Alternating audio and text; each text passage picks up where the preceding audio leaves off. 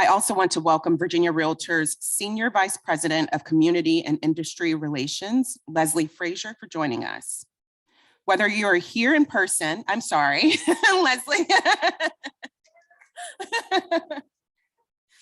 Whether you're joining us here in person or joining us virtually, you're showing a desire to be a better person. And with that, I say thank you for being a part of the DEI conversation. At this time, I would like to thank our presenting sponsor, Virginia Housing, for supporting our first hybrid DEI session of the year. I would like to welcome Frank Webster to join me on stage and share a few words.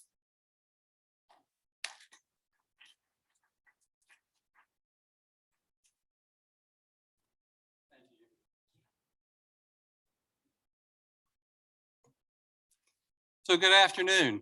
My name is Frank Webster. I am Virginia Housing's Business Development Officer for Charlottesville and the entire western region of the state. Virginia Housing appreciates the opportunity to sponsor this event for CAAR and to support diversity, equity, and inclusion in such a vitally important area as housing. For 50 years, Virginia Housing has been a leader in the work of making sure that all members of the community have equal access to the benefits of home ownership. We continue this work now and in the future by working with realtors, lenders, local governments, and nonprofit organizations to provide significant resources to lower barriers and to put home ownership within the grasp of those who otherwise might be left out or excluded. These resources include down payment and closing cost assistance now to help reduce the initial outlay of funds required to purchase a home, which is the single biggest obstacle to a home buyer to get into a home. We also provide reduced interest rate and PMI rates to help lower a borrower's monthly mortgage payments. And we provide tax credits to help lower a borrower's federal income tax liability and put more money in their pocket through larger refunds, everybody's favorite thing. We also collaborate with all of these professional groups to make sure that everyone is aware of the benefits that are offered and how they can be melded with other local resources to multiply the benefits for home buyers. And Virginia Housing does have a table set up outside this room for after the speaker has completed his presentation. So I hope you'll stop by and ask me any questions about how Virginia Housing might help you sell more houses or to support home ownership and DEI. So thank you again for letting us be involved in this great day.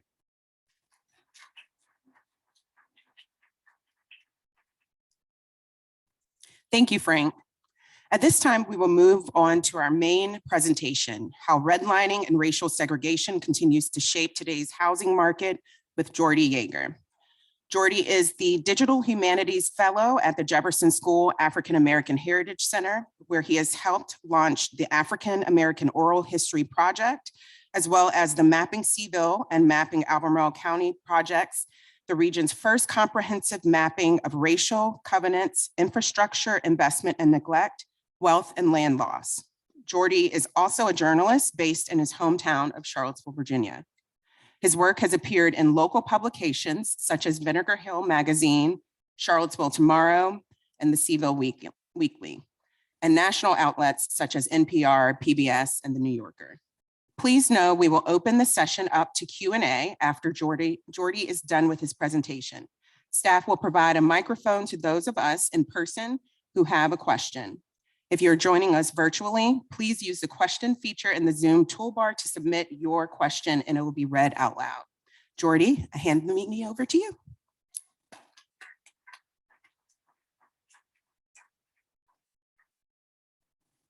Hi, everybody. Can you hear me okay? All the way in the back? Okay. Hi. Thank you for having me and hosting me and arranging this. This is a real treat for me. And yeah, thank you, Shannon. Thank you, Roxanne. Thank you, Allie and Ashley. And thank you, Frank. This is a long time coming, I think, for me, is this conversation about how does this history that we're studying impact all of us today in the housing market that we are all a part of. So as Roxanne said, I'm a journalist by training. So I've been doing this for about 15 years. I work for the first part of that really in DC for about 7 or 8 years, covering federal government and Congress and the White House there. And then I moved back to Charlottesville where I grew up about 7 or 8 years ago, and started focusing on stories that I felt like were falling through the cracks or were not being given the due attention that they deserve. Some of these stories are on the screen behind me. I won't go into all of them, but I will say that, by and large, my stories, I tend to spend about probably 9 to 24 months at a time working on a single project. Right now, even this Covenants project that I'm here to share with you is born out of a desire to just know more and how these stories kind of unravel. So we're 3-4 years into that project. With that said, I tend to get my arms around all of the research that I can. I tend to dive deep into history, into oral histories, into the documents that surround a subject, and then try to make that available to the people who are readily consuming this story or series of stories. So with regards to the story on the very bottom, on the bottom right, this is a neighborhood in Charlottesville. Has anybody not heard of Friendship Court? I would imagine everybody here has, right? It's the neighborhood just a couple blocks south of the downtown mall. It used to be known as Garrett Square when I was growing up. And today is the site of one of the largest redevelopments of Section 8 housing in Virginia and arguably in the East Coast. It's owned by and operated by PHA, Piedmont Housing Alliance. And in that process of redevelopment, they went to the residents themselves and they said, what would you like to see in your neighborhoods? And they armed them with the tools to decide how wide they wanted their streets, decide where they wanted their bedrooms in relationship to their bathrooms, to decide whether they wanted a park or a garden. All of these actual real world sort of ramifications of redevelopment, they were put in the driver's seat to be able to design and develop. There were some hiccups and starts and stops, but by and large, that process, it went on over a 5-6 year period. And for much of that, I was there documenting, and I was there in those rooms as they were moving around pieces of their living rooms and bedrooms, and seeing how these folks who by and large had been dismissed under previous management for not having any role because of their income levels were then able to be the autonomous designers of their futures, right? And we'll see how that actually bears out. Redevelopment takes a long time. It'll be 7-8 years at least before it's completed. But what we did with this story in the very bottom was we gave you access to all of these residents' feelings and thoughts about their history, about their future, and we put it into context. So we gave you a chronology, a visual and primary source chronology that goes all the way back to the days that this land was Alexander Garrett's plantation and the people that he enslaved, all the way through urban renewal in the 1970s, all the way through Garrett Square and when the fences went up. So at every point, there's a lot of history in between all of those periods, right? And we tried to give you the first primary source access to that, from news articles to deeds to maps to visualizations and videos. So it's a multimedia sort of project that puts you essentially, hopefully, in the driver's seat to be able to navigate your way through that history. And that's really at the crux of what I enjoy doing as a journalist, is to be the conveyor of this material. So that's why I'm here today to say that this is the material that we're sifting through. It's not original. This has been in existence for as long, longer than I've been alive. And the work that we're doing is really on the shoulders of many other scholars and researchers that have come before me. And I definitely want to acknowledge them at the very end. I've got a huge slide with all the people who have been involved in this.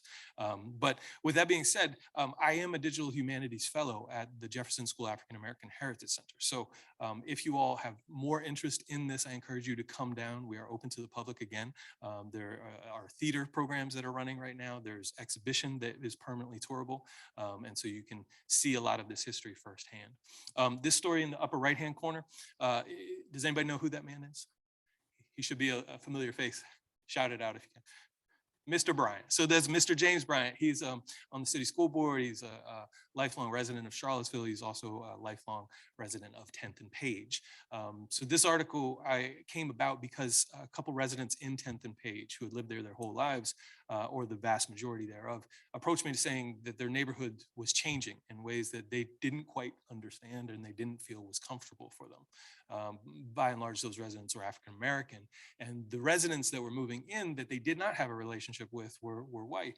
And so they were trying to figure out how to bridge this divide between what they had experienced as the last 70, 60 years of late neighborhood life and what the future would hold. All right. This was published in 2017, I believe.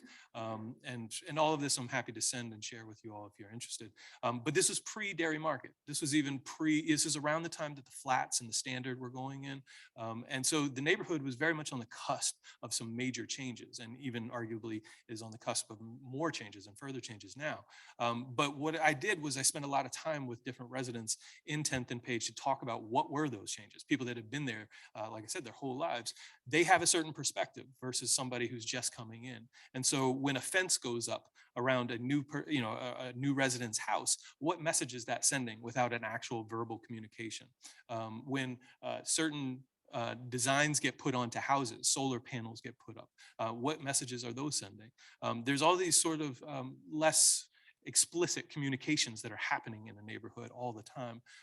It was a neighborhood that before air conditioning, people sat on their front porches. Even after air conditioning, it was a front porch culture.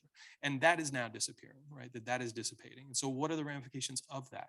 And then putting that into context with the broader Charlottesville Albemarle history of who is prioritized for housing, all within about 4,000 words for a written story. So it was a task, but it's the first of many iterations of that story because there's no one story per neighborhood. But that neighborhood 10th and Page is at the crux of a lot of our work in that it stretches back to being one of the oldest African-American neighborhoods in Charlottesville and continues to serve in many ways as kind of a beacon for African-American housing and development. I won't go into all of these other stories, but I will say that one of the other stories that's not up here is looking at racial disproportionality in the juvenile justice system. And so this is something that I experienced growing up. I was in the juvenile justice system. Some of my peers were as well. And knowing firsthand that I, as a white person, was treated differently than my Black peers, all of a sudden, when I came back to Charlottesville as an adult, I started seeing the city study these numbers and look at the data, not just in terms of anecdotal personal instances, but looking at cumulative sets of data. And they've been doing this for about 15 years. And specifically looking at every interaction that a child comes into the law enforcement system. So whether it's being stopped and frisked on the street, whether it's being arrested or being placed on probation or having that probation deferred or being incarcerated. And what they found was that Black children are 4 times as high to experience those negative outcomes, that is, be incarcerated, be arrested, be stopped, as white children, as I was as a kid. So that I was relatively anomaly as a child growing up here. Of course, that's not unique to the juvenile justice system, that it holds true to the adult system as well. And the city did study that as well and found that there was just as much disproportionality among white adults as well. That racial disproportionality, so disproportionality for anybody, it's kind of a jargony term. What that means is that we have about 20% of our population, 20% of our population is African American. So that's 1 in 5 people.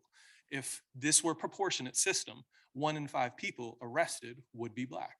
Right, so that's the disproportionality, that there are 4 times as many people as the proportion of their population being arrested in these studies. That disproportionality also holds true in other systems. So in our educational system, we saw this really come to a head. Did everybody see that New York Times and ProPublica story that came about 4 years ago? It looked largely at the city school system. Again, I'm happy to share these with you, but it looked at tracking specifically. So how children are from a very early age tracked through school systems and what that tracking then does in terms of performance outcomes, right? Because these are the measures by which we gauge success or not in school systems. How are children performing? What that performance outcome and those opportunity the opportunity and resources gaps that occur on the very start end of the educational track. That was really the focus of this article, of looking at where opportunities do not match the outcomes that are intended. That stretches all the way back to desegregation into the 1960s. And again, we can talk more about that if you're interested. But just to point out that these disproportionalities are occurring in every system. My mother, for instance, was a career healthcare worker. So she was at the health department on Rose Hill Drive for about 30 years, and she ran the Women, Infant, Children program there.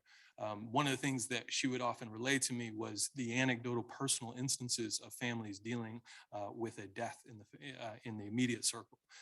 And oftentimes this was either infant mortality or maternal mortality. And that this was again, racially disproportionate, that there was a twice as high likelihood for Black mothers to experience infant mortality, maternal mortality, giving birth as white mothers. And again, this is not unique to Charlottesville. This takes place all across America, right? These are statistics that I think now are becoming more and more well known, however horrific they are. And where you see all of this kind of coalesce is through one's personal economy, right? That, this is a very watered down, simplified version, but there are a couple ways that you can gauge one's success in terms of economic viability. And one is by income. So if you look at where does the city allocate its income, it just recently put its minimum wage up to $15 an hour, but it also awards contracts, right? So these are things from like the comprehensive plan that's being studied right now, right? This was a contract that was awarded to a private organization, upwards north of $1 million. And where did those contracts go? So from 2012 to 2016, the city studied this and looked at it and said, well, we actually, fewer than 2% of those contracts go to minority-owned businesses. That's a lot of money. And fewer than 1% actually in 2017 went to minority-owned businesses. So they created a minority business equity fund. It is yet to study that, to my knowledge, and produce kind of a reflection or how is this doing? But those were pretty stark statistics and numbers to see, well, that's a serious disproportionality with how money is allocated in a supposedly neutral and equitable system.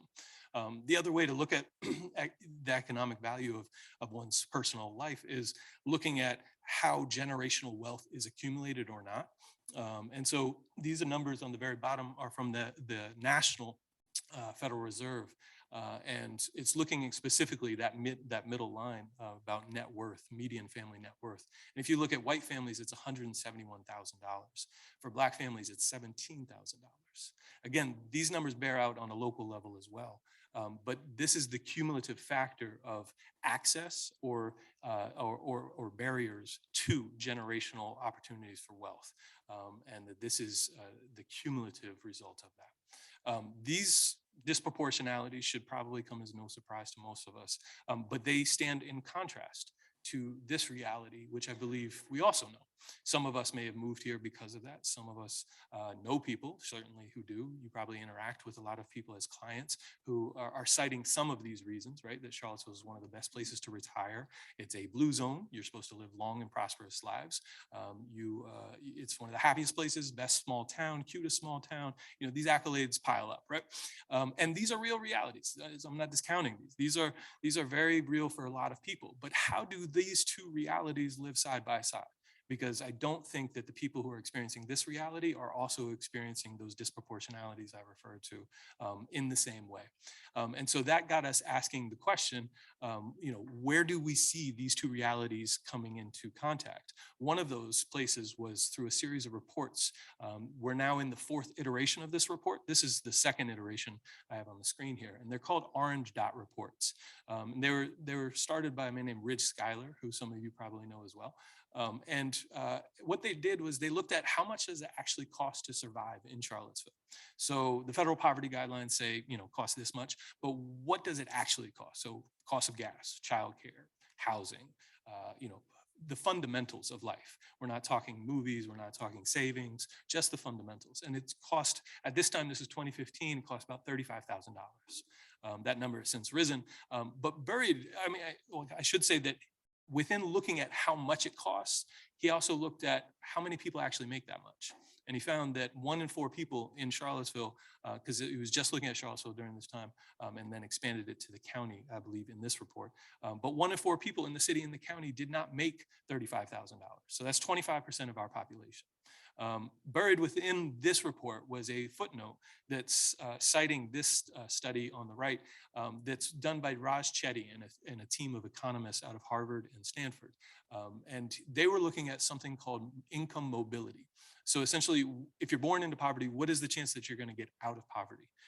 Similarly, if you're born wealthy, what is the chance you'll fall out of that affluence? And they studied 2,885 different municipalities of comparable sizes. Charlottesville was one of those. And Charlottesville was ranked 2,700th.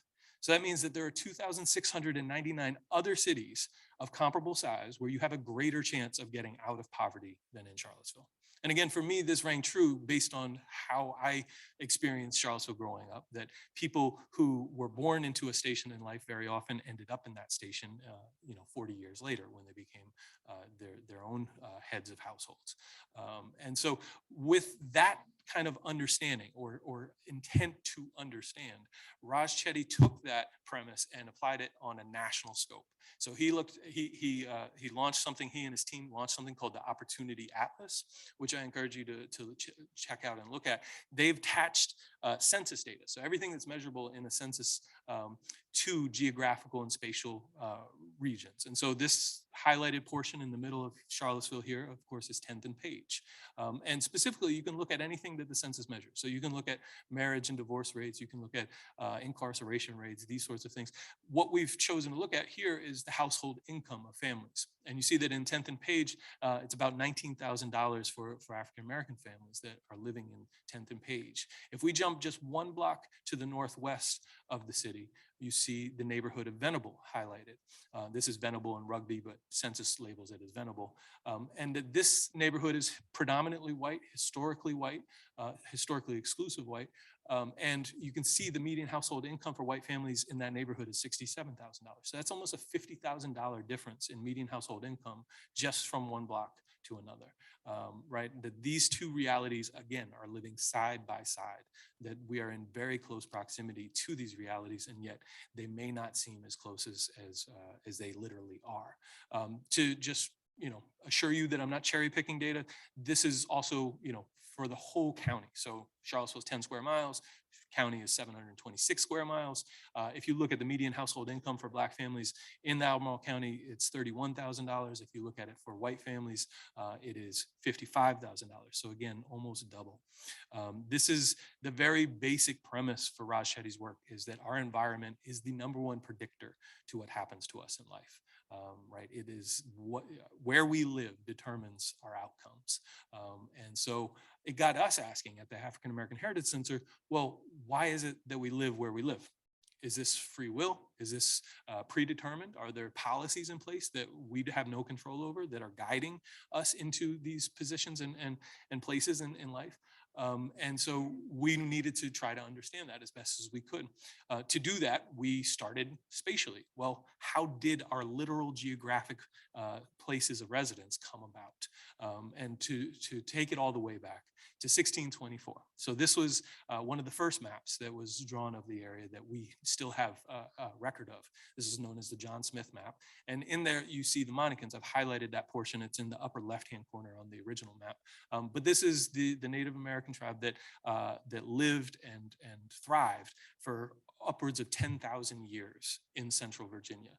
They're headquartered now down in Amherst County, but for 10,000 years, this was their home, all throughout central Virginia, all the way down from Nelson and Buckingham, all the way north through the Piedmont. And that this concept of owning land, of owning property, was not something that was common in the land as they knew it, that they had a very communal and collaborative way of looking at their relationship with land. That said, when European colonists came to Albemarle County and land deeds and grants were awarded, there began an effort to break up this once agrarian, once very rural setting into a more urbanized setting. So this is one of the earlier plattings of Charlottesville. There are 56 lots that were devised as a gridded system.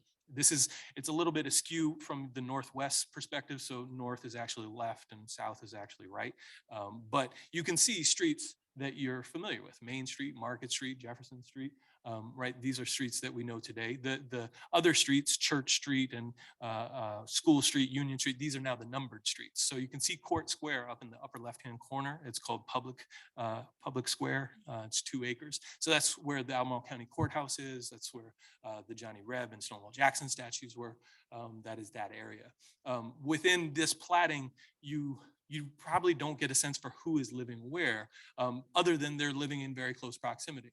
You know, one of the things that this map does not say is that in 1818 on Main Street, it was majority African American. These were majority free Black people that were providing Charlottesville with the services that it demanded, right? These are carpenters, these are painters, these are general store owners.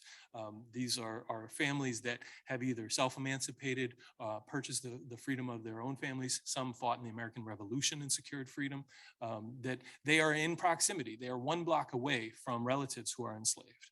They are very much the fabric and backbone of how Charlottesville is able to grow during that period. So just to give you context, there are about upwards of 31,000 people who live in Albemarle and Charlottesville during this period. And 600 of those at least were free Black people, and about 15,000 were enslaved Black people. 14,000 were white people. So the majority of the population, 53, 54% of the population is Black during that period. Flash forward about 60 years, 10 years after the Civil War, you see another map. And this is the Peyton Green map. This is the entirety of Albemarle County. Now, you see a lot of little dots speckled throughout the county. So I've blown up a portion.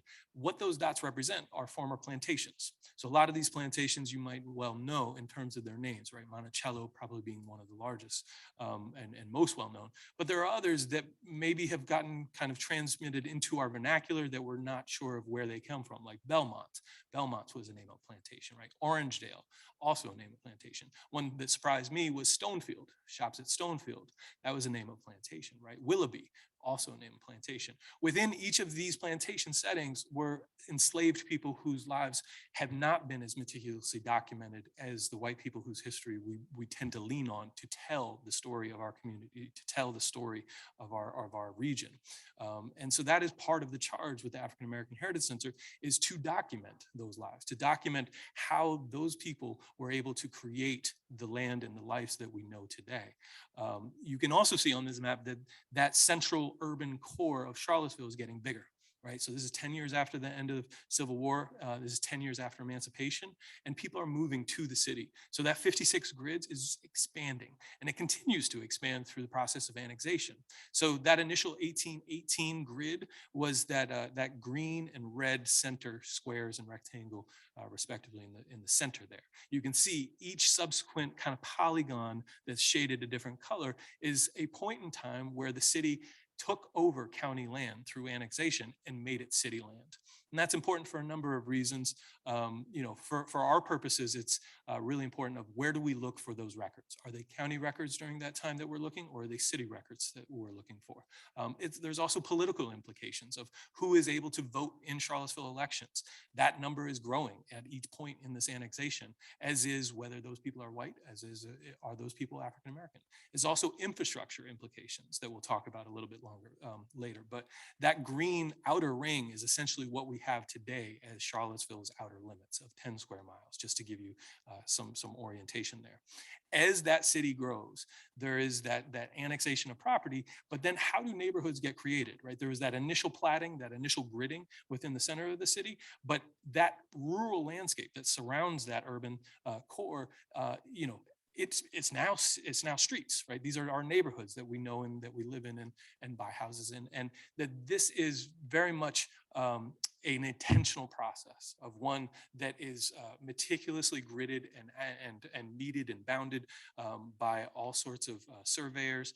This is one of the earliest examples in the city that Locust Grove used to be a plantation, right? 20, 30 years prior, it was still functioning as a dairy and agrarian space.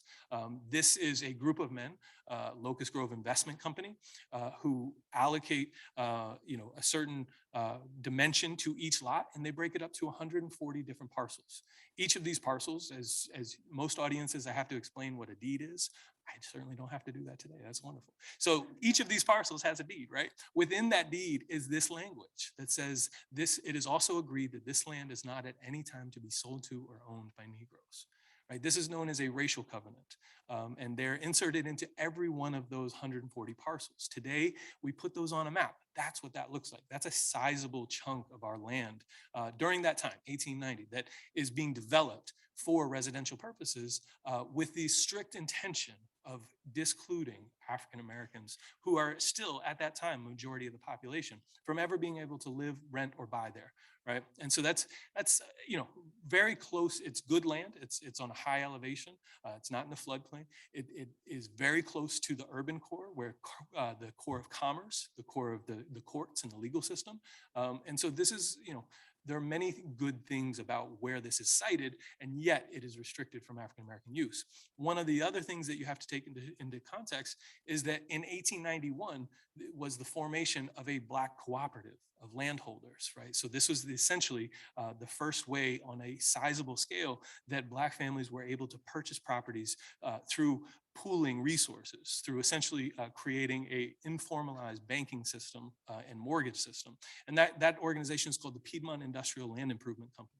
And it was formed by 8 Black men in 1891, and it continued to grow. But this is where 20 lots in Fifeville were purchased, 15 in Rose Hill, 10 in 10th and Page. These were the initial major purchases. There were already families living in there, right? They weren't going into neighborhoods newly, but they were purchasing whole blocks and whole chunks of streets during that period of time.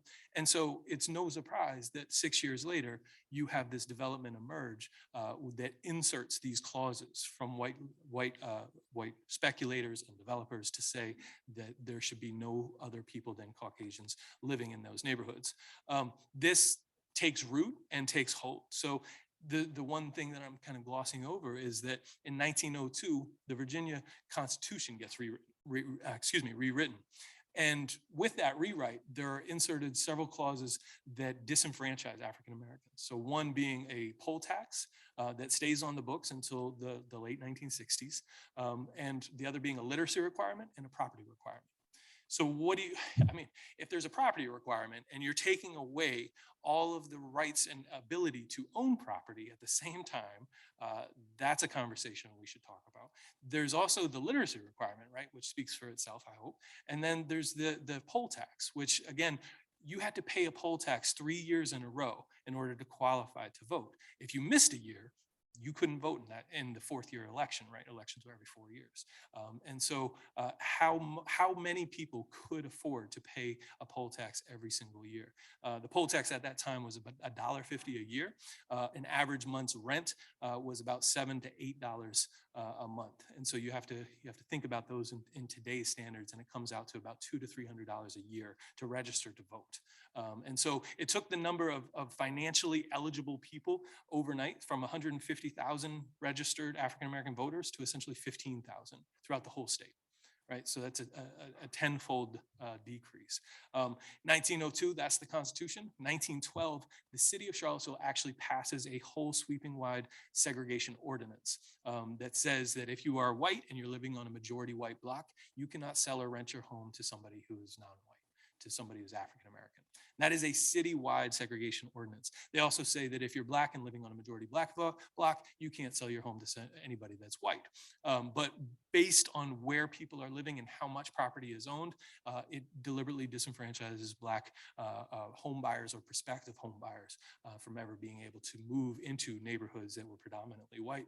That stays on the books until 1917. It's actually vetoed at the same time that it's proposed by the white mayor. And at first you want to say, well, maybe that's a good thing. Maybe this is, somebody of conscience. But Karen Waters Wicks is an amazing scholar, activist, organizer, researcher extraordinaire, and she did a marvelous job researching this and writing about it in the magazine of Albemarle County History. And she documents how the mayor actually owned property in these Black neighborhoods. So here's a white mayor who's owning property and renting it to Black families in Black neighborhoods. And so that this ordinance would essentially strip him of his income. Right? It would make it illegal for him to own property in those neighborhoods. So of course he vetoes it. He gets overridden because all it takes is a unanimous vote from council. And so they override this and it becomes law. It stays on the books for 5 years until the US Supreme Court actually overturns it, because we're not unique, right? So the year before we passed this in 1911, Richmond passes the exact same ordinance. The year before that, 1910, Baltimore passes the exact same ordinance. So all of these cities are passing ordinances very similar, segregating by zoning, segregating by law. And the US Supreme Court weighs in 1917 and says, actually, this is unconstitutional. You cannot do this. So then where does the impulse to segregate based on housing doesn't die with that Supreme Court decision? So the mode of operation then switches back to the private agreement, to the private contract. And you see that because even while this ordinance is still in effect, you have whole properties, whole neighborhoods that are still attaching racial covenants because they know that this may be made unconstitutional on a legal basis. And so they implement these on a private basis, right? The government can't touch a private transaction between two parties. And so here is Meadowbrook Hills. There's upwards of about 80 lots at the time of its implementation as a development. And each one of those says that said lot shall not be leased or sold to any person not of Caucasian race. Fry Springs, this is again on the south side of town, that said lot shall not be leased or sold to any person not of Caucasian race. Here's a section of Rugby Hills. I'm just going to fly through these because you all know these neighborhoods better than I do. This is Oaklawn's, again, on the south side of town. Park Plaza, I'll stay on this one just for a moment because, you know, this is north downtown in that region. You see the racial covenant as number 2. This lot shall not be sold to any person not of Caucasian race, but look at the ones above and below it, that for a period of 20 years, said property shall be used exclusively for residential purposes. So this is 1927. If you take a walk on the downtown mall and you look at Mud House, let's say, or Miller's, you see the second story of all of those buildings is usually, there's usually like air conditioner units that are sticking out still because A, they don't have HVAC, but B, that's where people lived, right? Those were the residences. That's where the living happened. And then on the first floor is where the business happened. And so this is essentially saying, not only can you not live here if you're Black, but you can't live here if you have to operate your place of business in the same house or in the same structure as where you live. The third one, no building costing less than $5,000. And again, dictating who can live here and who is not allowed to live here. So even though the racial covenants ultimately are stripped and made null and void in 1968, and we'll talk about that, but through the Fair Housing Act, these elements of other ways of restricting who is able to live here and who is able to not live here are still very much entrenched in our zoning code and our ordinance and our languages. And it bears some recognition at the very least, but probably some examination of what are they doing? Who are they intended for or against? 1928, this is a little bit further on Park Street. This is Lyons Place. You can see the advertisement, Mr. Homebuyer, right? So that's essentially kind of one of those first, the development companies were often realtors during that same time, or the comparable sort of equivalent during that time. 1930, this is Overhills on the south side of town. 1936, this is off of Fontaine Avenue. Again, these are all properties that have racial covenants implemented when they go in and that stay on the books until 1968. This is the entire north part of Locust Grove, north of 250. They all has racial covenants attached to them. This is over by Azalea Park. And I fly through these just to show you that, you know, these were some of the initial neighborhoods of research that we said, well, we know majority white people live there now. Where did this neighborhood start and what was the language in the deeds that was attached to it at the beginning? And so these were just kind of, you know, is there a there? Our question, our hypothesis. And sure enough, there bore enough information out that we basically were able to say, here's a proof of concept. And the Charlottesville Area Community Foundation awarded us $50,000 to be able to do a more comprehensive sweep of the entirety of it, because we have no sense. These are private contractual agreements that are buried in singular deeds. There's no database of every single one of these. So how widespread were they? Where were they? How long and how far reaching? We needed to get our arms around the entirety of the data. And so we got more than 300,000 pages of property records from the city and the county through MOUs with the courts. And we then digitized those through something called optical character recognition, which allows us to identify actual searchable terms, right? So not only, you know, streets and names, but also the specific language, you know, Caucasian. Where is Caucasian showing up? So it allows us to really pull out every single deed that has this language in it to get the entirety of how many they are. And why that's important is because I imagine most of us have heard of the term redlining. Excuse me while I just take one second. So redlining begins just after the Great Depression. And it's during this period that the US government is trying to create a way to, for banks and financing institutions to assess risk, right? Because it's gone through one of the greatest financial tumultuous periods of his time. And within that, it creates something called the Homeowners Loan Corporation. And the Homeowners Loan Corporation, or HOLC, designs these maps, which you probably are familiar with, and they shade different neighborhoods in different colors. Green is A, or the best, excellent, and D is red, or hazardous, for indicating the worst. And what it's measuring is, if you as a financing institution were to lend money to somebody either buying a home or refinancing a home in that neighborhood, what is the likelihood that you'd see a return on that money?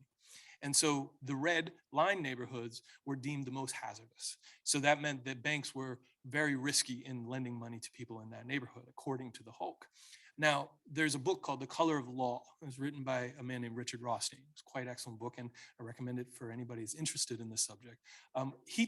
Richard Rothstein testified in front of the Senate Banking Committee recently, within the last couple of years. And he said that his findings said that 99% of the federally backed loans issued in the greatest growth period, right, in the greatest period of vulnerability after the Great Depression, 99% of those federally backed loans went to white families, right? And that is because the areas shaded red were inadvertently all African-American neighborhoods throughout the country. And every major city in America has a redlining map. You can see on the very back slide here, or the back image, these are the cities in Virginia that were sizable enough to warrant a map. So Roanoke, Lynchburg, Richmond, Norfolk, Newport News. You don't see Charlottesville on there though, right? And so Charlottesville was not big enough. And so one of the things that's being done now, there was just a recent article in NPR, I think last year, that looked at tree canopy and heat exposure that mirrored or matched up the redlining map and where tree canopy exists or doesn't exist today. And the intent is to show that there is a historic pattern of racial segregation and an exposure and vulnerability to climate change as it exists today, and that those are interrelated, and that needs to be looked at in earnest in order to potentially create healthy and quality of life living scenarios for people in those neighborhoods going forward. Without that redlining map as a city, where do we turn to in terms of looking for that blueprint for how to make better and more just and equitable futures for people living here? And so that is why we are creating the Racial Covenant Map, is to be able to provide us with a template and a blueprint by which we can then study that. One of the other reasons and real advantages of a redlining map is that it shows the financing mechanisms by which people are able to develop and live in these neighborhoods as they're being created in the early part of the 20th century. We don't have a firm understanding as a community of how these institutions were able to get financing. So one of the things by running these documents through optical character recognition that we can then pull out is, who are the banks? Who are the financing institutions? We now know that the University of Virginia operated as a bank in many instances. We now know, People's National Bank, that there were specific banks that were providing financing capital for these developments of exclusively white neighborhoods. Who were their presidents? Quite often they were part and parcel of the families developing those neighborhoods and the developments. And that is a story that really should be examined from a historical perspective to better understand how our community developed. Because it is through those interrelationships that you're able to see growth and intention and motivation for who is that growth oriented towards. One of the other examples of who is prioritized versus not that we're looking at is infrastructure. So does anybody know the neighborhood of Kellytown in Charlottesville? You live there, right? So it's if you know where Washington Park is, if you continue out of town down Preston, then you'd see Zion Union on your left, you'd see Trinity Episcopal on your right. Kellytown is right there behind Trinity Episcopal. Some people still refer to it as Kellytown, but the name has kind of survived through several iterations. At the time of this article, this was a exclusively Black community and a historically Black community that dated all the way back to pre-emancipation. The neighborhood of Kellytown in this article is asking for an extension of a water line. And they're saying that the petition for extension of water line to Kellytown has been considered and estimates made, and the conclusion reached by the superintendent and myself is that the line would not prove a paying proposition. So that's an outright denial from the city government, your municipality, the people you pay taxes to provide an extension of water. So you remember, this is a rural space. This is a landscape that does not have a grid, right? In terms of electricity, water, sewer, streets, these things are having to be created. And so as it is, you have to petition to get on them. And there are records of these petitions, of who is petitioning and what's happening to that petition. Is it getting approved? Is it getting denied? If it's getting approved, how much money is being allocated to it? And then, consequently, how much money is coming from those neighborhoods that are getting denied? How much money are they paying in taxes for the government that says, it should not prove a paying proposition? Again, not cherry picking. These are anecdotally sound instances that hold up over time, that oral histories bear these out again and again. We have a very rich archive of people testifying to this fact, that infrastructure was not invested in, or if it was on a 5 to 10 year delay in historically Black neighborhoods. But now we're having the data to support those oral histories, to support those anecdotal instances. 1953, almost 40 years later, you have another instance. This is in the African-American newspaper at the time, and it's returning to that neighborhood of 10th and Page, and it's saying that the #1 health hazard to residents in 10th and Page is Skanks Branch. And Skanks Branch runs, it's an open body of water, and it's saying it runs along the entire length of Page Street that is peopled entirely by Negro citizens, presents a health hazard that is unsurpassed by any other single element facing the residents. This stream is uncovered throughout its entire course through the Negro settlement. Open sewage frequently finds its way to Skanks Branch, yet the hazard continues. And then it says that the city would cover this stream through their area as it has done through the area populated by white citizens, where it is completely enclosed in jumbo-sized pipe and continues underground until it passes other populated areas. So it's saying, city, you know that this is a health hazard because you put it in jumbo-sized pipe right over there, right through the white neighborhood. But in our neighborhood, it remains open and the hazards continue. A small child drowned in the I believe in the 70s, early 80s in the Skanks Branch, and it was ultimately subgrounded and enclosed. But it took upwards of 7 or 8 decades of residents continuing to voice their concern about the nature of this body of water before anything was done. And that is one of those repeatable truths. And so what we have done is, again, trying to wrap our arms around the whole cumulative data set. And so we have digitized all of the city council minutes, all of the board of supervisor minutes for the county, to then be able to pull out every single instance of a petition for a water line, for a sewer line, for a sidewalk, for trees getting planted, for an electric or a gas line, any instance of infrastructure being requested, and then what happens to it. And so we've partnered with the University of Virginia Architecture School with Professor Barbara Brown Wilson in her methods class. And every semester, a group of students takes a 5-year chunk of this data, breaks it out into raw form, into spreadsheets, and then we get to plot it. And we get to lay that map on top of the racial covenant map to show where people were restricted and being promoted as living, and what is happening on the infrastructure level. Where are the city's resources being dedicated and allocated? We have a theory, and perhaps you'll be maybe part and parcel of trying to prove this theory or disprove this theory, but what do you think happens to your home's value if you get a water line or a sewer line in your neighborhood, right? We have a theory that it goes up, but we actually have that data as well, and we can map that in correlation, and there's a qualitative and quantitative factors that we can account for, such as inflation and other causes. One of the things that we are starting to do is ask that question, okay, now that we're getting all of this data and we're beginning to map it. This was last year's map. I apologize for not having a newer version, but we're kind of in the process of working with our GIS team to create that. So this is about a quarter of the entire racial covenant area for just Charlottesville. But we're asking this question of, so what? So this is interesting history. It's good to arm ourselves with an actual understanding of where we come from. It helps better prepare us for where we're going to go. But so what? And one of the things that I think is becoming more and more apparent is that generational wealth is by and large central to this premise of home ownership, right? That the one way that is guaranteed for home ownership to appreciate to generational wealth is through a cumulative set of buying and selling purchases. And so if a percentage of your population is not given access to home ownership, what does that then do for generational wealth? The Charlottesville Low Income Housing Coalition produced this report 2 years ago that looked both at rentership and ownership within Charlottesville specifically, and over an 18-year period, 2000 to 2018. And what what they found was that the average rent increased about 88%, and the median household income for white families at the same time held at about 103% increase. The median household income for Black families held at about 17%, so much lower than what the average rent increase was for the city. And similarly, the number of households, the number of white homeowners in Charlottesville grew by about 20% at the same time that it fell by about 24% for Black families. So, you know, there are a lot of other factors that go into play here in terms of one's economy, where minimum wage jobs, how much are they paying, what is a living wage, these sorts of equations. But the other point central to this is looking at where does generational wealth fall into home ownership? Where does generational wealth fall into a safety net? That if you're met with an emergency in financial terms, where are you able to turn? Are you able to turn anywhere?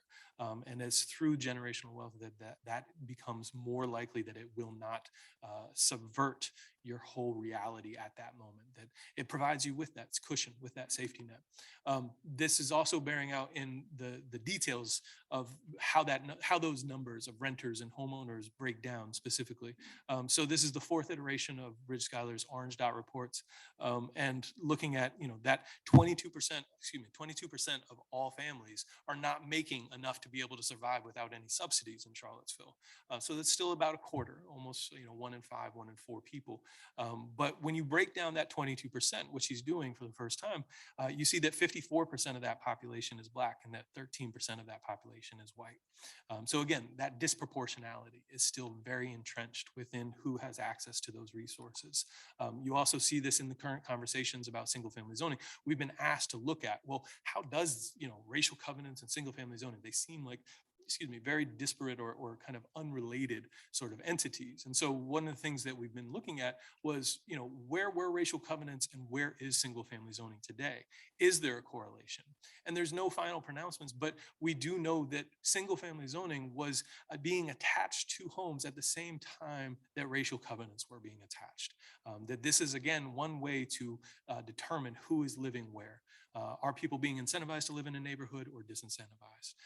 And that, you know, there is no law against single family zoning, right? There are historically Black neighborhoods with single family zoning. So what are the outcomes and what are the historical considerations that need to be examined within looking at zoning and who it is for and who it is against? So that's one thing that we're looking at. We're also looking at other data of how it correlates, right? So during the pandemic, we got our hands on about 4 years of stop and frisk data from the police department. And we looked at a historically white community and a historically Black community. And within those, we're able to see that the realities, the day-to-day of people living in those neighborhoods is very different. So on the right, you have the historically white community of Locust Grove, and on the left, you have the predominantly Black and historically Black communities of South First Street, of Orangedale, South 6th Street, and that you can see that there's a vast difference in how many stop and frisks and police interactions there occur between these two neighborhoods.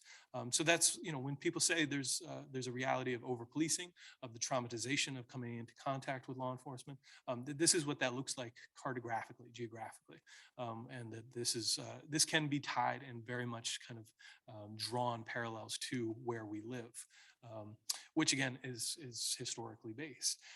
We also have the very clear, and this is something pointed out to us by the health department, was the very clear correlation with life expectancy. So that historically Black neighborhoods have some of the lowest life expectancy, and historically white and exclusively white through racial covenant neighborhoods have a longer life expectancy. So it's literally taking away years or giving people years based on where you live.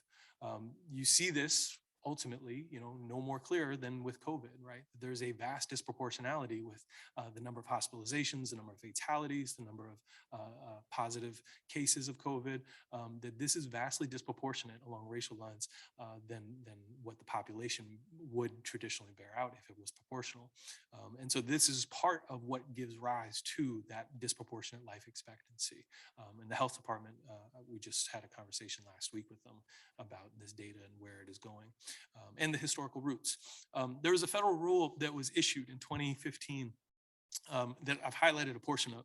And it says the Fair Housing Act not only prohibits discrimination, but in conjunction with other statutes, it directs HUD's program participants to take significant actions to overcome historic patterns of segregation, achieve truly balanced and integrated living patterns, promote fair housing choice, and foster inclusive communities that are free from discrimination. So in layman's terms, I translate this as saying that, the Fair Housing Act passed in 1968, it prohibits doing any further harm based on race. But it's also indicative that you have an obligation to undo the harm that was done. Right? It's not enough to just stop the harm. It's your obligation as a HUD program participant, anybody that receives federal money, to then undo the harm that was done. And that's a charge that I think we need to take more seriously. We as people living in Charlottesville and Albemarle County, to ask that question of what would it look like to repair that harm, and how would that be done? And so that was the intent behind creating a way for people to get involved with this history, for not just you to hear me talk, but to actually get your hands involved into it and dig through some of these deeds. And so we created the Mapping Cville project with a public interface, with a way to actually go through the deeds and pull out the information that then gets created into a final map. And that's where that map is being created. That is how that map is being created, is one by one. And so we're going into different parts of the cities and the county to engage with people all over. And that's where it's starting to be populated. So pre-pandemic, we were in, anywhere from churches to breweries to public spaces, giving tours. We were showing people the deed book rooms with, high school classes. We were at the National Astronomy Observatory, Radio Astronomy Observatory. Anywhere that would host us, we were providing some of this background and context and hoping that people would get involved. And to date, we've had about 3,000 people log deeds. So go into this crowdsourcing mechanism and just answer 10 questions that correlate to that particular deed that says, who bought it, who sold it, how much was it bought for. This is a program that's now in the 4th year. This is with my alma mater at Charlottesville High School. And we are taking their 11th grade English students, all 250 of them, through this history, but in conjunction with A Raisin in the Sun. So this is Lorraine Hansberry's phenomenal piece of literature that examines Chicago through the lens of a family, and specifically racially discriminatory housing policies, which can seem admittedly, probably distant if you've never been to Chicago, but we're showing them here is how it takes place in your backyard, right? That this is their family story here. These are family stories here, Black families that were denied entry into neighborhoods where they had enough money, they had enough, legitimate capital, but they weren't denied entry into these neighborhoods. And here's the broader context of that entire region. As I said, this work cannot be done by just me. I'm just kind of I get to share it with you. There are a lot of people behind the scenes that are making this possible, from all levels, from community organizers to people who have lived this experience, people who have done this research, and people have passed away, people that are making films, people that are running nonprofits and the university. There are a lot of people that are really making sure that this work continues in various ways. And to that end, one of the ways that we were able to see that collaborative nature really come to a head was with the production of the recent documentary. So this is an hour-long documentary on PBS called Raised. And if you've ever heard of Vinegar Hill, this is looking at the full 100-year history of that neighborhood. So this is a historically Black neighborhood. And I made this with my good friend and colleague, Lorenzo Dickerson, who's now, I believe, on his 9th film. And we're both local to the area, and we had grown up hearing stories about Vinegar Hill, either through family or friends. And those stories were not bearing out in the realities of the narrative that we kept hearing about, that, Vinegar Hill was a narrative of destruction, that it was a community that was destroyed. But we knew that, from what people were telling us and the lives that we'd been privy to, that for 100 years, this was like the center of Charlottesville's life. Like, this was 29 Black-owned businesses that grossed $1.6 million the year before it was bulldozed, right? This is not an insignificant chapter. And so from 1870 to 1965, what happened? And there's enough documentation. There was a beautiful set of oral histories that was produced by Renee Shackelford and James Saunders. And there was a book that was made as a result of that. And there are a lot of supporting documents that tell that story of 5 Black churches within a quarter-mile radius, of a Black school, Jefferson School, of community aid and organizing, benevolent societies. And so we wanted to be able to tell that story as best we could. So this is free. It's on PBS. It's about an hour long. long, a little less than an hour. So I encourage you to watch that just as another way of learning about this history and getting involved with it.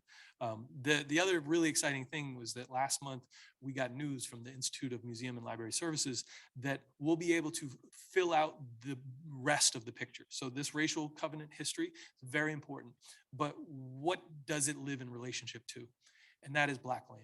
Right? So the history and entirety of what Black community development looks like from pre-emancipation all the way through the 1960s, which is where our record books were actually segregated, right? So there is a Black half and a white half of the land tax records or of our phone books.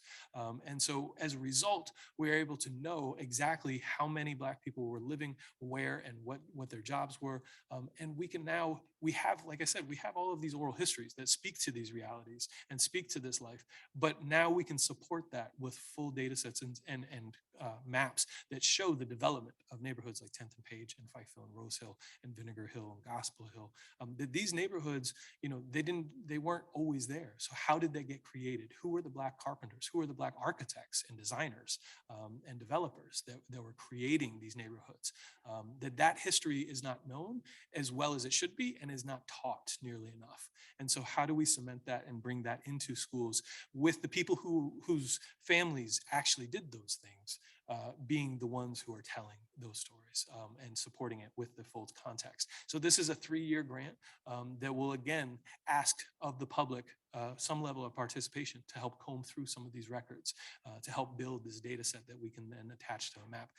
Because I think if you've ever had any experience with our history of eminent domain and the seizure of land for public use, as was done in Vinegar Hill and several instances, Gospel Hill for the University of Virginia Hospital, that is a very clear and self-defined set of terms by which the government, either local or federal or sometimes both, is able to seize land legitimately through a legal mechanism and then reapportion or repurpose it.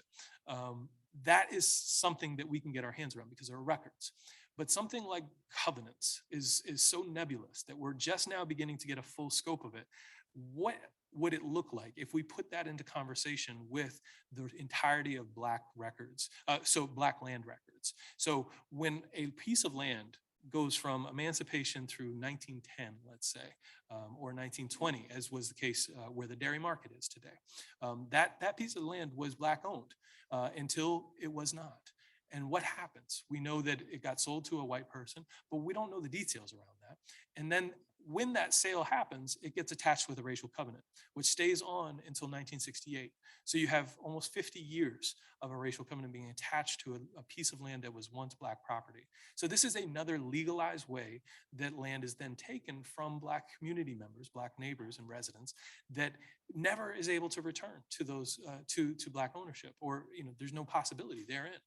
So post 1968, we can look at, well, who is living where and who's owning that land? Does it ever have a possibility of going into Black ownership?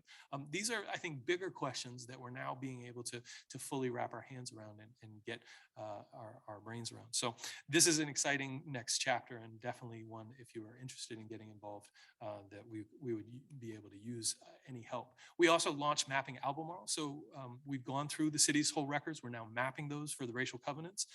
We are now in the, probably we're a fifth of the way through the county's records. There are 3 times as many records. It's 726 square miles, but the county is not divorced from this history.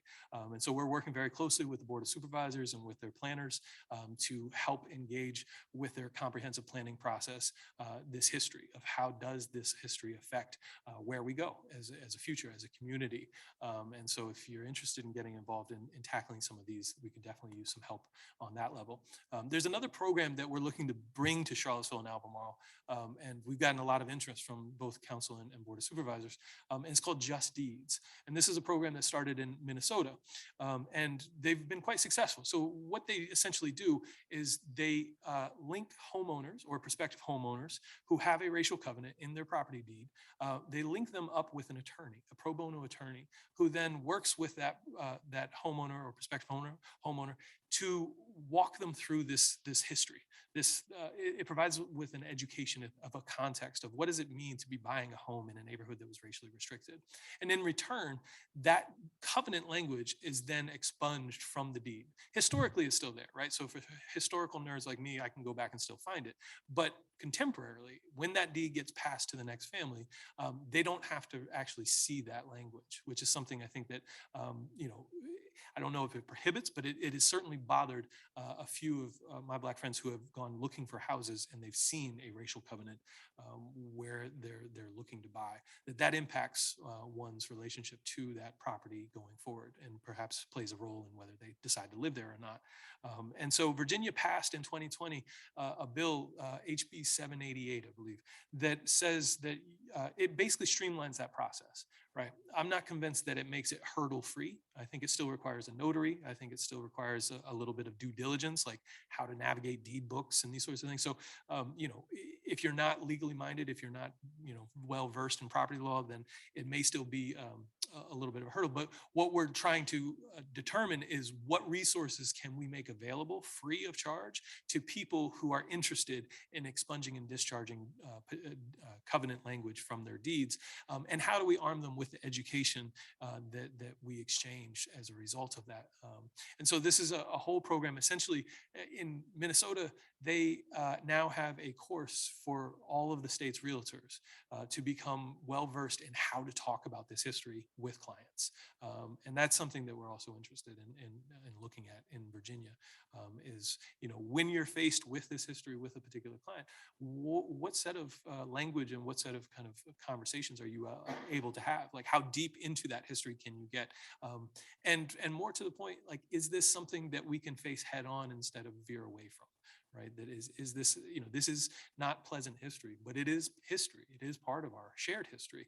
And so what is the conversation that could be happening or should be happening as we go forward? And that's really where I would put the onus back onto you. But I would love to be in partnership and be in collaboration around this, and thinking about, I know the history pretty well, and I know where to look. If I don't know that particular history, I know who to ask. But you all know the scenarios, right? You all know the actual specifics of coming into contact with a client who is buying a home or selling a home in a neighborhood that was racially restricted. And so what are those scenarios? And then how do we prepare you and your colleagues with enough information that you're able to then have that serious conversation, and provide prospective home buyers or sellers with a way to get involved beyond just that transaction, right? If they're interested in kind of taking ownership in this history, we have ways for them to plug into this community-based data gathering and researching. And so with that, I will leave you. I was really struck by some elements within the Charlottesville Area Association of Realtors Code of Public Policy, right? That these are really strong statements in terms of looking at what home ownership is in relationship to, right? So political stability and economic prosperity. Home ownership is in direct relationship to, or private property is in direct relationship to individual liberty. It's a cornerstone of democratic republic system. So my question is, what does it say about us as a community if this has not always been the case, right? What is our charge today to then begin to look at this history, in so much as what can we do about it going forward? That if our role as part of this democratic republic was limited up until 1968, and ostensibly even further than that, then what is our mandate today in terms of trying to rectify that? And that's a conversation that I don't think is a 30-minute conversation, but I think that we should be having it, and I would love to have it together and with you all. And so with that, I'll welcome any sort of questions or talking from you.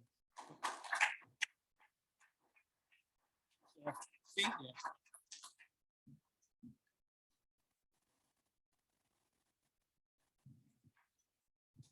Thank you, Jordy. You unpacked a lot. Thank you. Wow. At this time, we'll open it up to Q&A.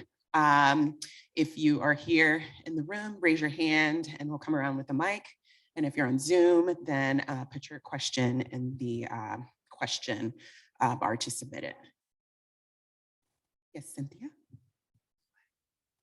Hi, I'm Cynthia with Nest. So just a couple different things. One thing I do want to say, and maybe you've seen it, there's a 2020 Netflix series called The Banker. Oh, yeah. You've seen it, which I've is seen it. extraordinary, It is based quite on true extraordinary. facts. Yeah. About the whole, well, Yeah. banking and racism and all of that. So I wanted to say that, but so I also want to say this. So I get the unpacking of it all, and it's great. I'm all about getting truth out there and getting history out there, so people have a greater understanding of what we've gone through and what we need to look forward to and how we feel and about things. My question though is this, is that yes, these covenants and restrictions do exist in these neighborhoods. And in 1968, it's against the law, you can't do that. So the words that I've always used when I've spoken with my clients is that, yes, that's in there, but that's not what's going, on some level it is, because this is who we are. I don't care what we say. This is who we are. We have all this yuck history. This is who we are. So, but I let people know that it's against the law. You can't do that. And just to kind of walk them through it so they have an understanding of it. So I'm just trying to get to the part about expunging it from the covenants and restrictions, and what exactly does that do?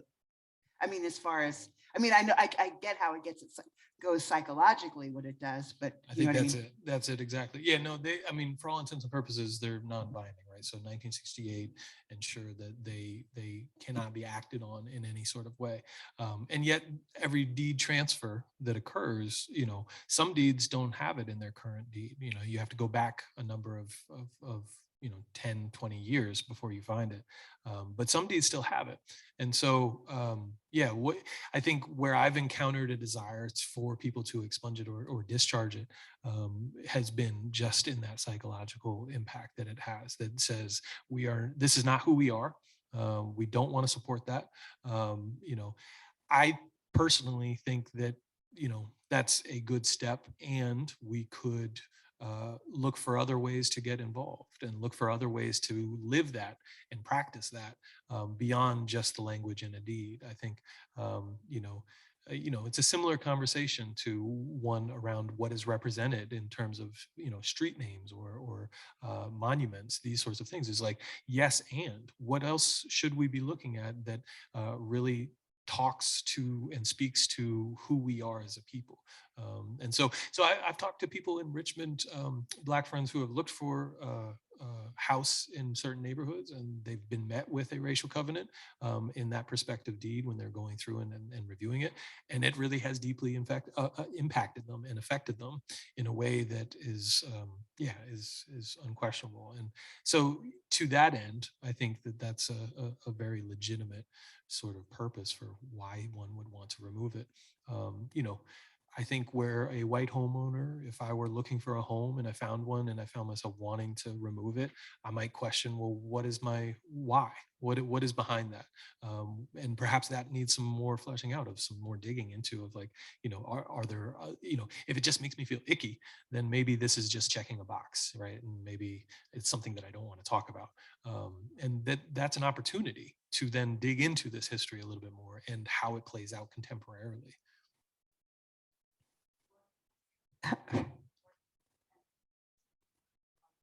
Fifth.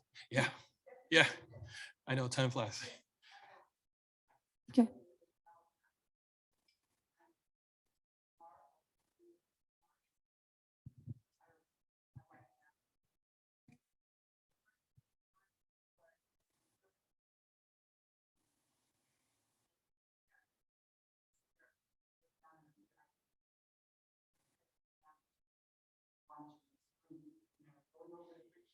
Yep.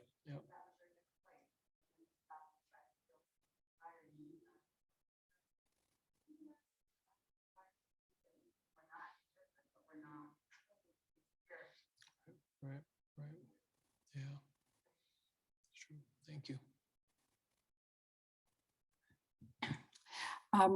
My name is Punky File, and I recognize what you're saying about the deeds. I don't know if it's a good thing or not a good thing or a neutral thing, but I've been in the business 42 years, and it has come up occasionally, but like Cynthia, I've explained that this is no longer legal and it can't be done. My question is, what type of redlining is going on now? Yeah, well, by that, so as somebody who kind of geeks out about redlining and what, I assume you mean what kind of racial discrimination is happening, right? I mean, as As a a generic term, Just wanted to make sure. one that we all understand. Sure. So there's an interesting piece done by the Center for Investigative Reporting a couple years ago that looked, they did this data search throughout the whole country, and Charlottesville actually has some data around this, but essentially looking at racial discrimination from the point of view of lenders. And so who is getting access to loans and who is not. So I think that that's a huge one. I think that, with the countrywide scandal, I think you saw that play out in really sizable numbers. You also see it within the USDA, access to agriculture businesses and farmers that, these are hundreds of millions of dollars that are not being allocated or given justly according to racism. So those are, very sizable ways. One of the, I think, I would be interested. So I've talked to a number of realtors who have shared with me their experiences of how it shows up, just in micro macro ways, but on a daily personal interaction sort of basis of, it could be anything from, who a client chooses to represent them to what neighborhoods they're shown to, these are personal decisions that are legal. They're not, there's nothing to dissuade them or to say that you can't do that. And so I think that it's happening on those levels. I don't know what that adds up to cumulatively. I don't know if that's like, 10 people or 1,000 people that it affects. But I think that I also see as somebody who's interested in history that we've never really desegregated as a city. Like we've technically desegregated our school systems, but by and large, you have to do some very intentional sort of work as a student to not have your entire friend set look the way you do. And similarly in church spaces, so there aren't very many large group settings and spaces where we have fully desegregated. That's not, there are exceptions, absolutely, to that. But our employment sectors have not desegregated as well. So if you look at the number of people that work and support our largest employer, the University of Virginia, that you'll see that, when it breaks down by income and along racial lines, there are very strict delineations of who is being promoted to the top and who is a lower wage earner. Similarly, I was on a task force the city created to look at racial equity within the city's staffing, and very similar, in terms of higher level promotions. So I think all of those add up to who is able to buy a home. Right, and who is able to then afford a home based on economic means. But yeah, so, but in terms of policy, I think I would almost really just defer to you all where you see it showing up and how you see it, because I'm not aware enough of what ties your hands as realtors. What are ways in which you feel like you could be more just, but the law either disincentivizes you or doesn't require you, and so that there's that there's some parameters there that are escaping whole system wide sort of structures. So not to put you specifically on the spot, but that's a question I have in general, is like where are kind of racial prejudices being reinforced and or being ignored. Thank you, Jordy. Real quick, we're going to check in with Zoom to see if we have any questions. No questions? My name's David Sloan. I have several questions. Last name Yager. So I want to know, any kin to Earl Clark Yager? Okay. I grew up with him in Belmont, and I'm a Black Knight just like you. So I've been around a long time. I'm at a point in my life where race is a very hot topic with me. And I would answer Punky's question by saying it's a natural byproduct of what's been going on to people of color, women.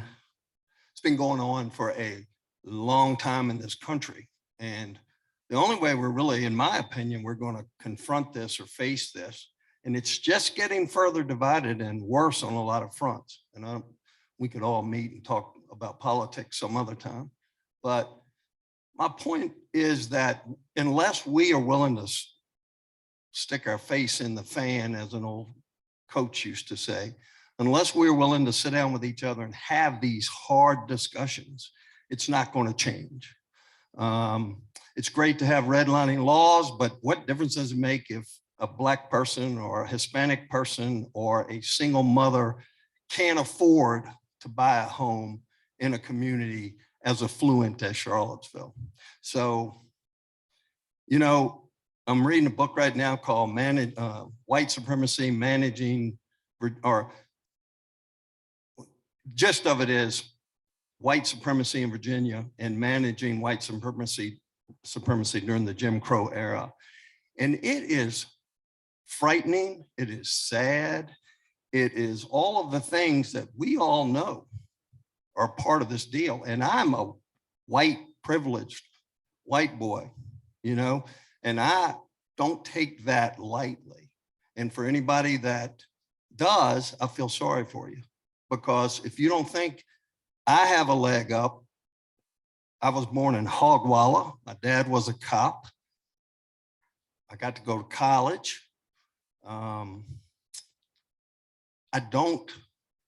That's an appreciation I have that I've expressed more and more. So if I'm at that point now, Pat, you can probably agree with me. I'm old enough now where I don't give a damn what someone thinks. I'm a grumpy old man.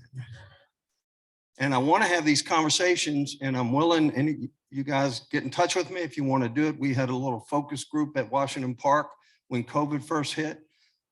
Shannon knows some of this stuff, the topic of how can we make a difference? We are not really going to be able to do a whole lot in terms of whether a Black person can afford a home in Bel Air, or if they can afford a home, period. But until we start having real dialogue with one another and not being afraid to confront the issue, it's going to stay that way. So I put myself up there as someone to contact me if it's 4 of you and we go have a cup of coffee somewhere and we have that conversation, we have that dialogue. Jordy, I would love to meet with you sometime. And so if you can make sure we have your email address so that we can do something like that, I wouldn't mind having that conversation. I like that. Yeah, very much so.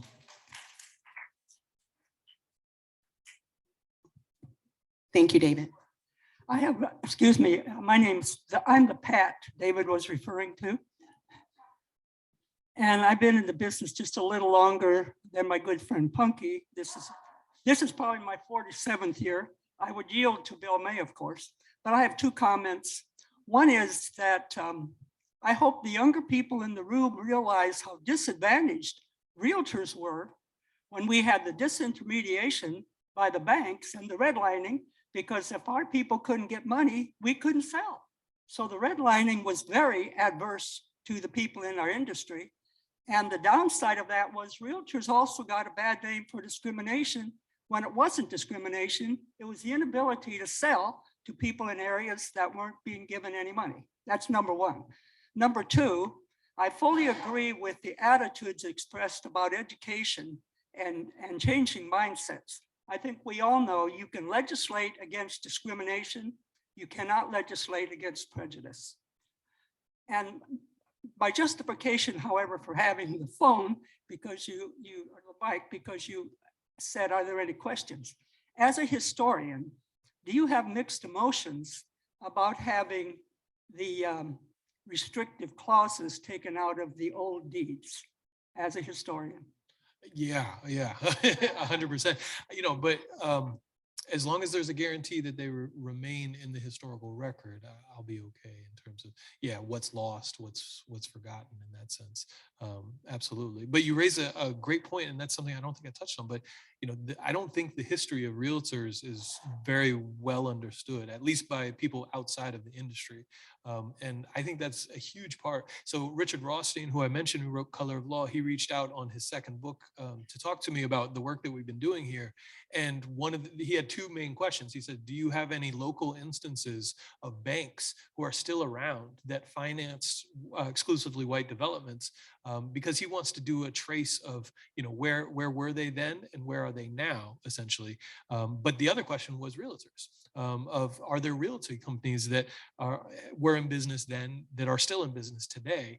And what sort of path or what sort of trajectory have they charted, going from an era of Jim Crow, navigating through the civil rights era and into this kind of 21st, 22nd century. So those are, that tells me that, one of the preeminent authors of kind of racialized housing in our country is looking at this, that, that's definitely not known well enough. So if anybody's interested in looking at that history or being able to document it with and for our community, I would be very much interested in talking about that, like whatever form that takes. Whether it's an oral history project or whether it's a document, going through the special collections archives of trying to sift through, one of, Roy Wheeler has shown up in some of the old, developments and that sort of thing. So, some of this is intuitive, but some of it is outside of my grasp in terms of what's there, what's relevant. So I would love to be in communication around that.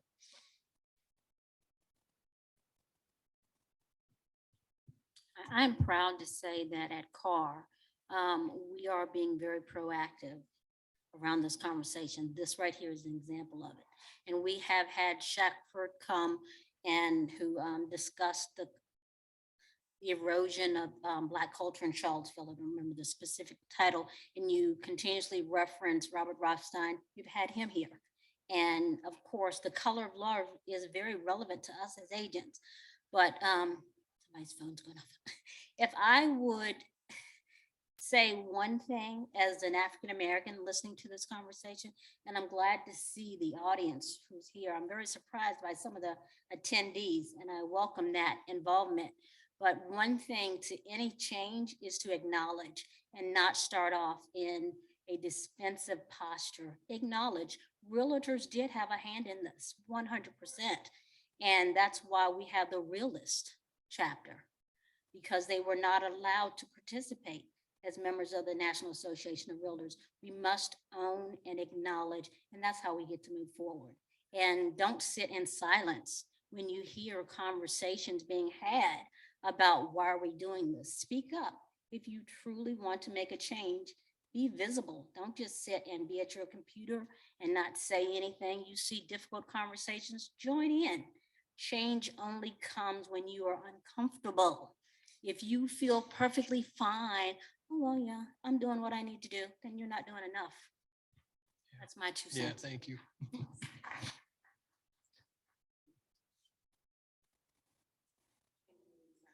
Thank you.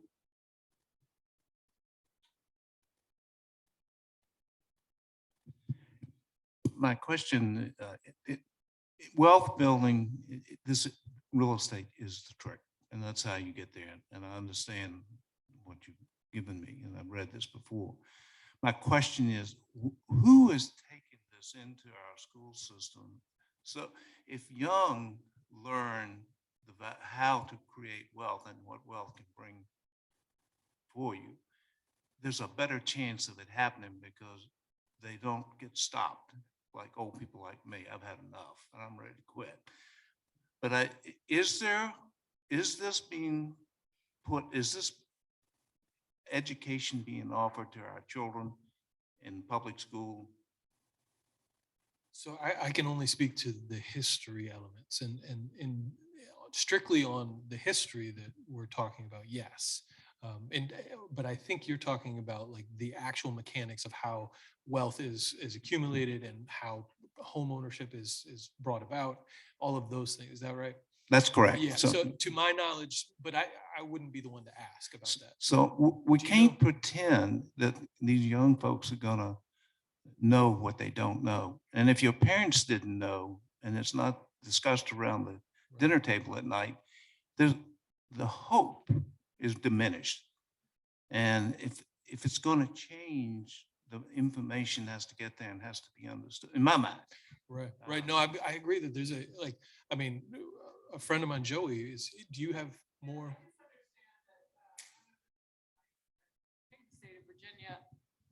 I think the state of Virginia passed a law now all high school students have to take a financial ed class. That's a requirement in public schools. I've heard critiques of how it's taught currently, you know, in different schools. I'm sure there's variation, but I don't know specifically what the curriculum is. But I do think it's a place that realtors could have some involvement, you know, in that curriculum for sure. Job week, you know, when you're supposed to, I can't remember what it's called, but you're supposed to bring somebody in on your job. We could offer to go into the public schools and talk about exactly what Bill May is saying. The way to wealth is through the owner of real estate. And what are the different ways?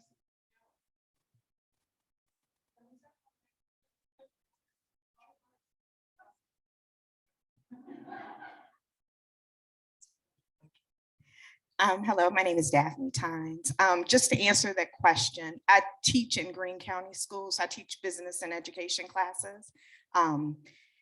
And to answer the question, all of the information that you went over initially in the school system is considered, help me out. Yes, considered critical race theory. So it is not taught in the state of Virginia.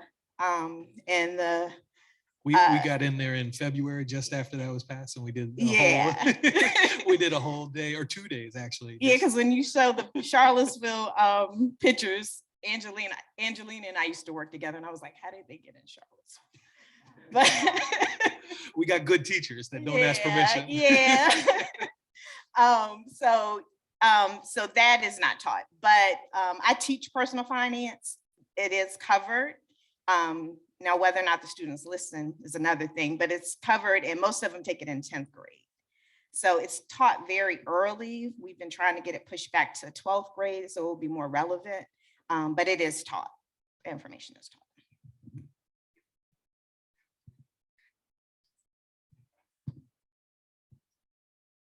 You know, they say once president, always president, so I always feel like I have to say something. I think one of the things that I've sort of been on this 4-year journey learning about how racism works. And what you realize is there's no one thing. It's 1,000 spider webs that have come together to create a system that today we might call disenfranchisement or exclusionary, but it's the result of everything. And so changing a deed may be small, but it's one less string in the web. So we can talk about a lot of different things that we can do. And I would just encourage you to pick the thing and continue to go at it, continue to educate, continue to bring people along so that they can choose the next thing. There's probably a sense, as we have broker meetings and we're talking about DEI and the association, people are looking for the recipe that undoes this, as though they're going to spend a week or a month. And we didn't get here in a week or a month. And so we have to work consistently to make sure that we're removing every barrier we can, that we're changing everything we can, and that we're really promoting this generation by generation, committee by committee, class by class, so that each person can pick up a thing. And as we weave through it, you know, I'm really fond of saying, I came from California, man, a lot of what I've seen in Charlottesville in the last 5 years really shocks me. And that's true, but it is also something that feels like a dodge, like nothing that happens here is my fault. And whether that's true or not isn't relevant, because most of us in this room sit in a place where we have more power and authority by virtue of our economic status, by virtue of our race, and responsibility does not have to be connected to blame.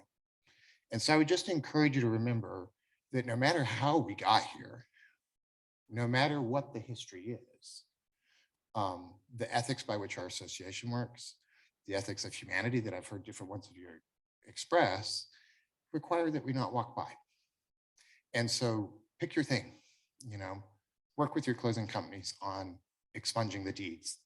He'll even be able to see when it happened, and that might be something of value to later research. Work through financing, work in city councils and in zonings to make things better, because there is no one thing. We have to untie this knot a little bit at a time. And often, as I was working with my daughter's tennis shoes that she had somehow turned into this origami of madness that I could not undo, you didn't find the real problem till you picked through the first 3 layers. And so just keep going. Awesome. Thank you, Quentin. We're actually going to end with Quentin. Thank you guys so much. Jordy, thank you so much for joining us today. It's incredibly important for us as realtors to understand the local history and how to influence and help correct mistakes of the past. Please join me in thanking Jordy with a round of applause. Thank you, Roxanne. Please know a copy of Jordy's presentation and today's recording will be included in next week's news group e-newsletter. CAAR members, if you haven't already done so, please visit the DEI resources webpage on the SSO dashboard. You can review a variety of resources to help you grow and be mindful of how you speak, behave, and interact with one another. It's more important now than ever for us to do this together. The DEI Council will continue to brainstorm and bring influential speakers, such as Jordy, and trainings to you this year, so be on the lookout. If you would like to reach us as a council directly, please email dei@caar.com. And with that, I hope everyone has a great day. Thank you.